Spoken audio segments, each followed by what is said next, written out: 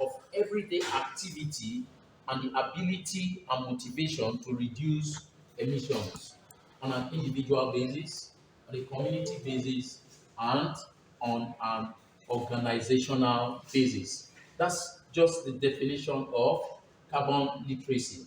So during this course of this workshop, from our end here in Lautech in Nigeria, we'll be looking at two modules, that is the basic science of climate change and then carbon emissions and footprint. Under basic science of climate change, I'll give basic definitions. We'll be the average temperature of the Earth, and it is caused by enhanced greenhouse effects.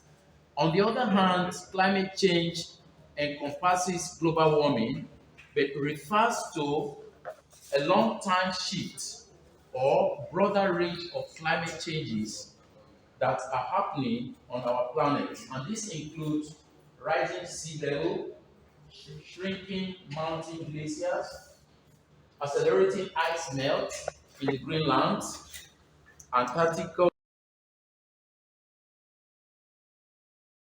These are the ones in bold: carbon dioxide, nitrous oxide, methane, ozone, and then other of the trace gases include hydrogen, helium, and the rest of it, and also water vapor, which also can become, a greenhouse gas to warm the earth. Now, let me say at this point that the absorption of heat by the earth is very, very important. Otherwise, if this is not happening, the earth will be too cold, will be at somewhere around minus 18 degrees Celsius.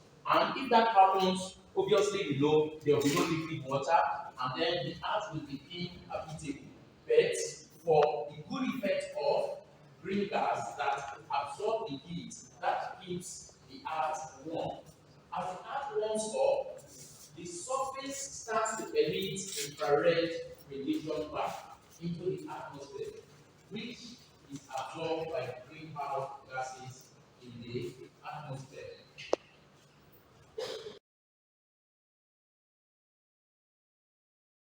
Can you hear me? All right, thank you. So, thank you. Another, we thank Prof. Justice for the first presentation. Now, this is the second presentation, and then we all are going to get a bit busy at this point.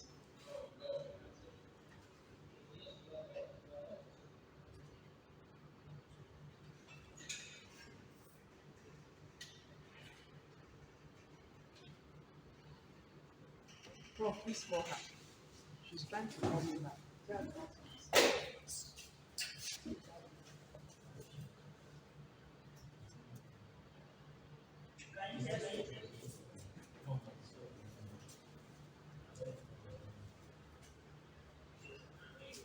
Yes, can you see my screen now? That's my screen. All right, so I'm going to be presenting international carbon footprints and vulnerability of climate change. Now, this particular presentation is divided into four different slides that we want into. Now, we're going to be talking about the earlier speaker, as explained what we mean, greenhouse gases, the emissions, how we get into the atmosphere and all that. So I think we're exploring the carbon footprint and vulnerability of climate change. Now, what is a carbon footprint? A carbon footprint is a measure of the amount of greenhouse gases released into the atmosphere as a result of human activities. From the previous lecture, you have already seen that there are natural releases of greenhouse gases into the atmosphere. But as a result of human activities, these greenhouse gases, have increased and are become somewhat a kind of problem if care is not taken to the atmosphere or to the earth at large. Carbon footprint can be calculated based on any factor or criteria. Now, for example, we can calculate carbon footprint based on sectors, maybe the agricultural sectors, the oil and gas sectors, the manufacturing sector, and all that. We can also, we can also use countries as a factor or a criteria for calculating the carbon footprint or the taste of the atmosphere. We can also make use of cities, organizations, individual projects.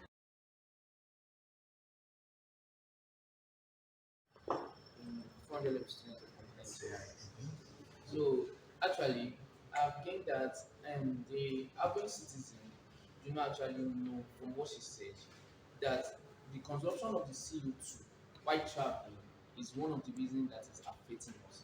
So I think according to what she said, it's easier to travel in masses than to travel singularly. And but one of the things I want to look at from us as Nigerians is okay, this banditry of the thing while traveling by train, is it not still okay if we travel by plane even rather than buses too?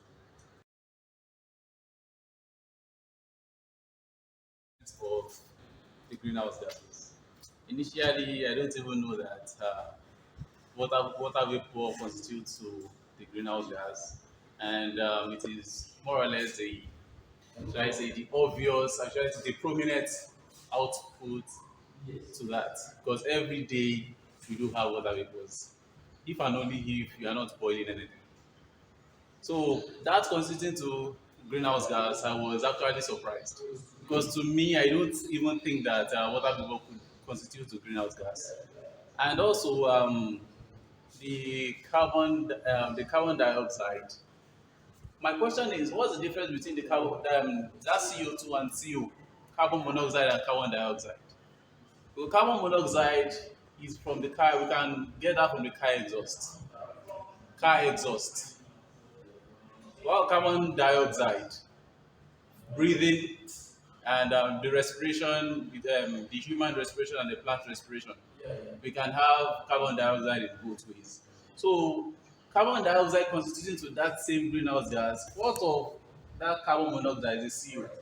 So that is what I'm actually, should I say, being surprised because I can't find CO in the constituent. You can't find CO in the constituent. I mean the car exhaust, the carbon monoxide.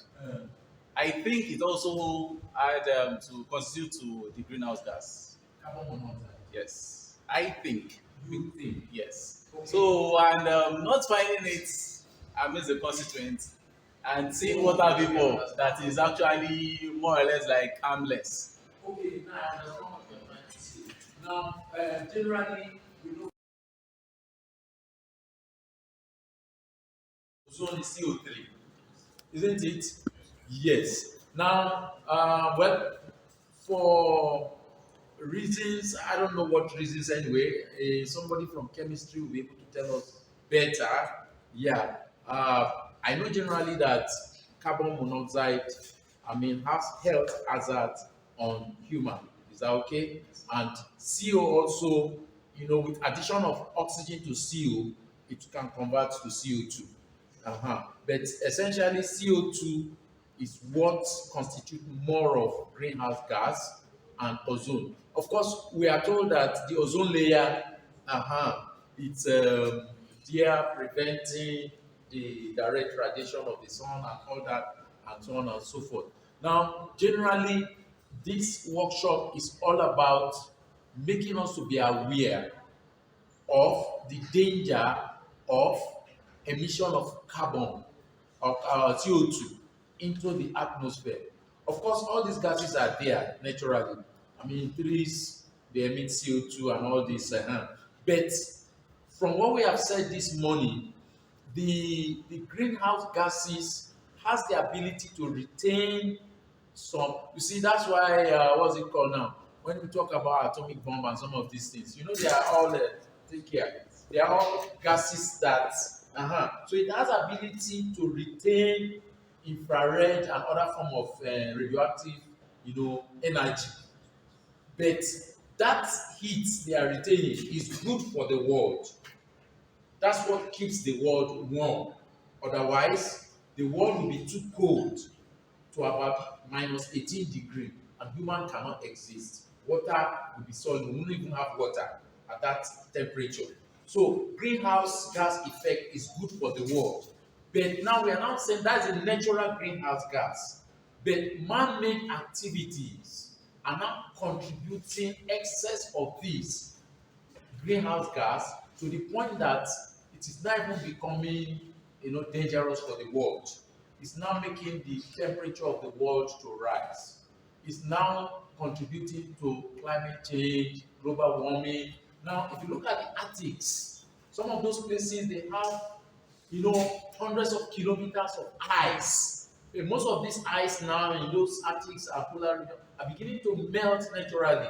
And as they are melting, now this is increasing the volume of water in the oceans and the seas, and this is now spreading along and causing some kind of adverse effect that's leading to flooding and some other things and things like that.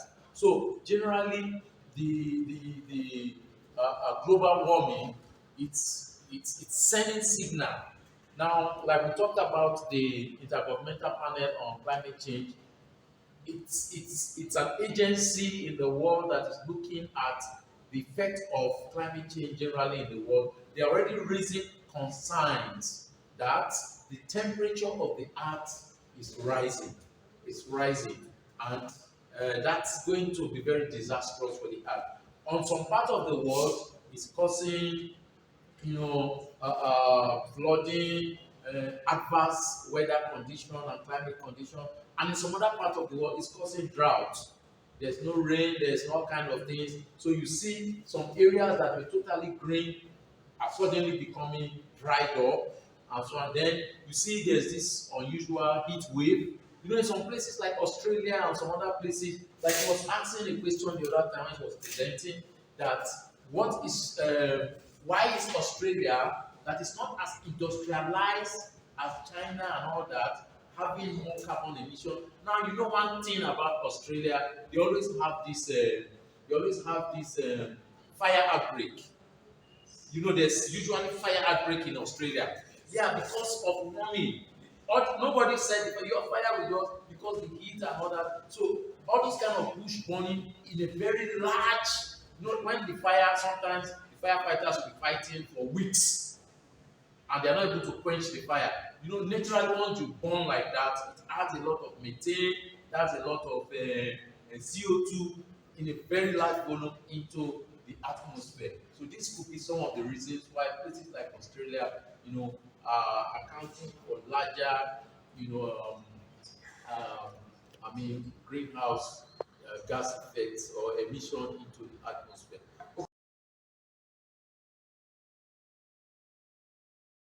Just like the title, my name is Bulat. Just like the title, I'm seriously enlightened. But the issue now is that I discovered that since CO2 contributes like a larger percentage or even the largest percentage, I discovered that almost everything we do per day involves this CO2. Even when I wanted to open this gas and this CO2 drink, I was like, this is carbonated, so this is adding also to it. And most of us, we can't do without meat, we can't do without eating those protein that even contribute more to the carbon footprint. So I'm not like, is this really is it really feasible for us to reduce the CO2 emission? Because most people will be like, my integrity, I can't travel in so person's car because I have my car. That would be somehow my integrity. Like my yeah, people will be like, no, I can't. So I'm not like, is this really feasible or possible? Because people will be like, they have this ego. Then some people cannot do without some food, and some people even unknowingly, even though we still have some people that are not enlightened, they still contribute more, and that's what I've been thinking about. Thank you. Thank you very much. In fact, I love that question. Now, Yeah, you see, when I first got, of course, I hadn't always been literate too in carbon literacy, but I became carbon literate somehow, and I have a certification in carbon literacy now. You see, at the end of that certification or the training before your certification, they will ask you to make commitments. That's what I was talking about. You see, this is not, it's a global thing. That's the beauty of it. It's not just it's only Nigeria because we are emitting more CO2 that we are the only ones that we are affecting. And that is why the other, the developed ones are spending so much millions of their currency into this awareness. Everybody, it's a collective thing. If you say, okay, it's like, okay, I think we went to Bowen. No, she Bowen, and Bowen is like the last one that we went. And then there's another project that we are trying to come to collaborators in order. And I was saying that, for example, look at our old women now. Abi villages, they still use firewood. You can imagine that is a great help. But you see, as scientists, technologists, carbon literate people, what we need to do, maybe by research, you just come up with something uh, that will help them to cook, okay, as effectively as what they are using, and less emission of CO2. That's where research comes in, and that is where why most of these campaigns is starting from the higher education institutions. That when you key into this, it's a global thing, it's not just Nigeria, India, Africa, that we are seeing from the different values that we got. So it's not that because China, they are highly industrialized, it's affecting the whole world. Okay, now look at Nigeria. Now let me just give you our own example. I was traveling to Abuja, I think some months ago, and you see, this carbon trade thing has made me to, be getting scared almost all the time. I was traveling, and all the rivers that we used to meet in those days, Omani River, Kinikon River, and then it would be so, you see a lot of water. They were all dry. I was just quiet in the car. I didn't even know what to say. Oh, you were not in our own vehicle. I was telling the ones because we went together. I was telling the ones, I said, look at you, we are not. And the electricity is affecting us. But a lot of people are ignorant. You see, this electricity, it's because of sea. For them, the rise in sea level. For us, it's becoming drought. And so we are using hydro power, isn't it, to generate electricity. No water in the distance. How do you have electricity? A lot of people are ignorant of this. So it's a conscious thing. When you do your own bit, and that is just little as putting off your lights when you are leaving home. When you leave them on, they are emitting carbon dioxide. So when you are leaving home, put off your fan, put off your television. When you are not watching it, put it off. Your light, you are not using it, put it off. You see all those things that consume electricity and then subsequently emit it to the atmosphere. So it's a conscious effort. It's not something that it's possible. I eat meat now. Do you know red meat? Since I became carbon, I reduced mine. Instead, I will save money small. Even though we are on I'll go and buy chicken small time. Yeah? And then we eat fish.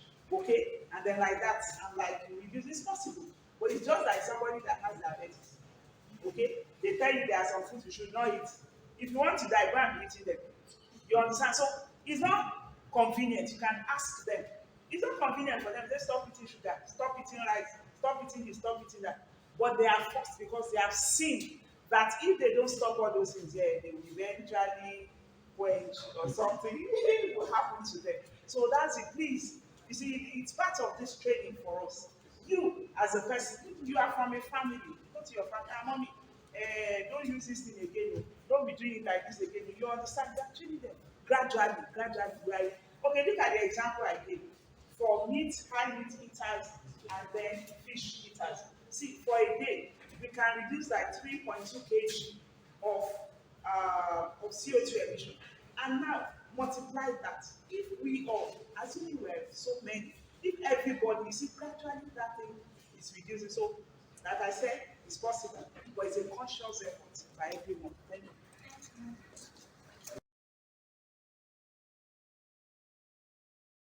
The atmosphere is not clean, it's not clear. You can almost be touching a very terrible smoke and all that.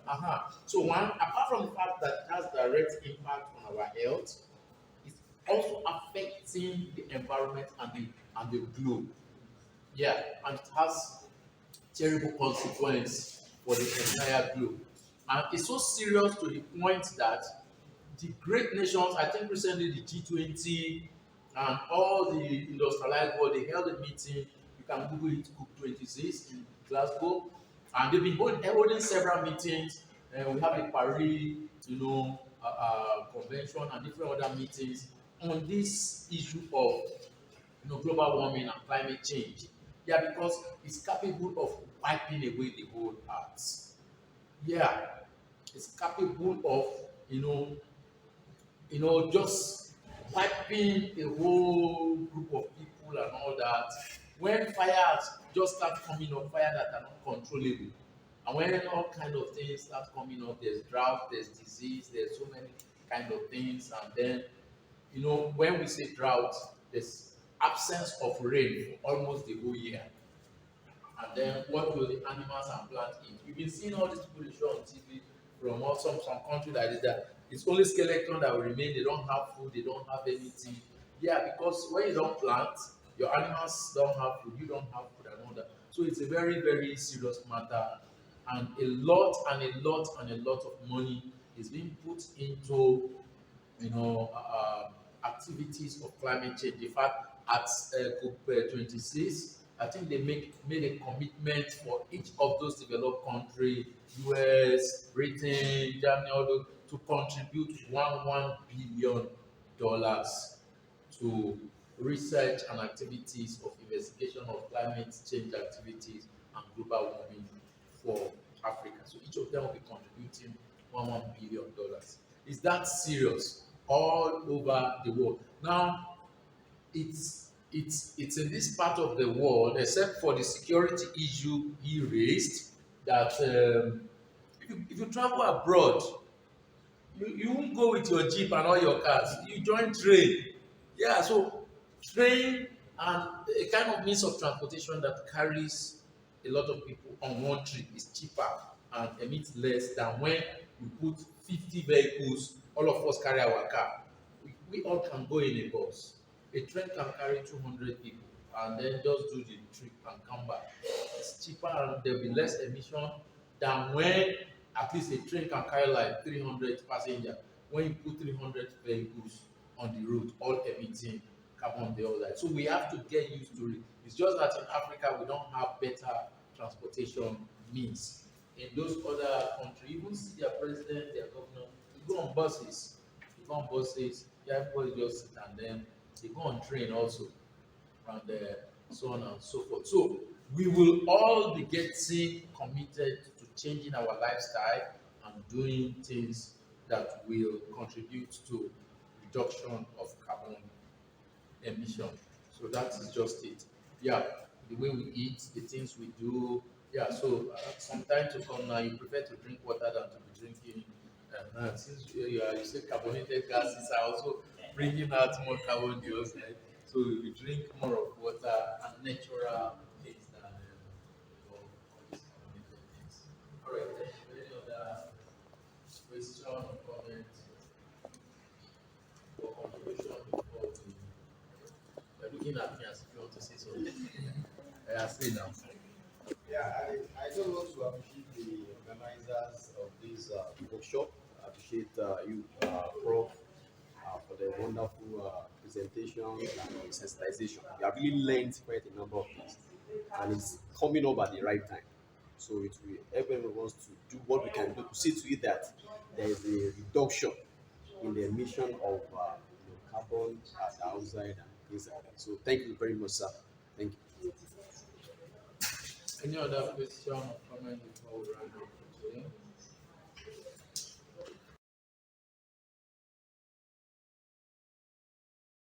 To the atmosphere. So rather than burning all those tires, rather than all these plastic waste and all these things, how can we make an industry out of it?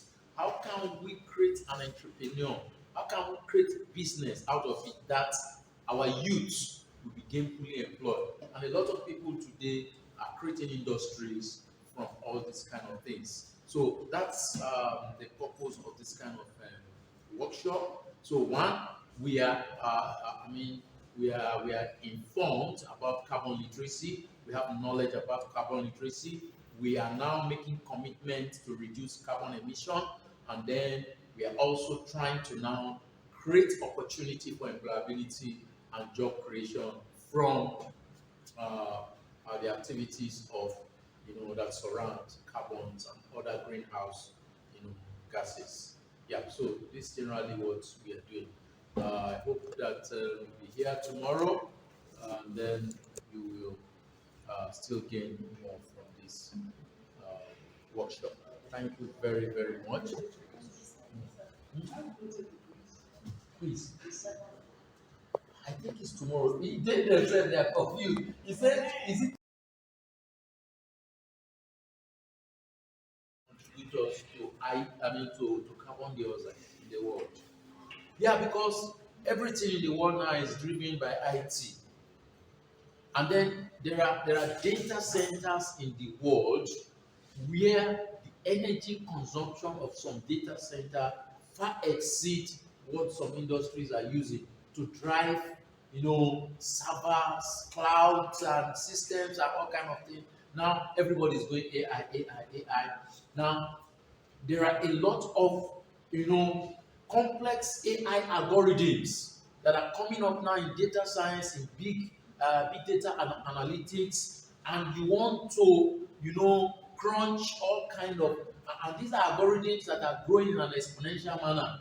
You need a lot of energy, resources, and all that to do all these kind of things that we want AI to be doing, robotics, Internet of Things, and all kind of things. So all these things will bring about systems that will be what also adding carbon to the atmosphere. In fact, literature have already substantiated that the the carbon emission of IT system, of information technology system, far exceeds that of the travel domain. For instance, for a plane to travel from Nigeria to the United States and back, what IT is generating is more than what an aircraft will emit. So in different sectors, that's why she was talking about sectorial emission in the transport sector, in the industrial sector, in the agricultural sector. So we have to identify all sectors where carbon is being emitted and find a way of how to work around some of these things. Yeah, and one of the things people talk about today now is clean energy, isn't it? A lot of people now are doing solar, going These are energy sources that do not come with any kind of emission and so on and so on, renewable energy, clean energy, and so on and so forth. Okay, thank you, thank you, thank you. I think we have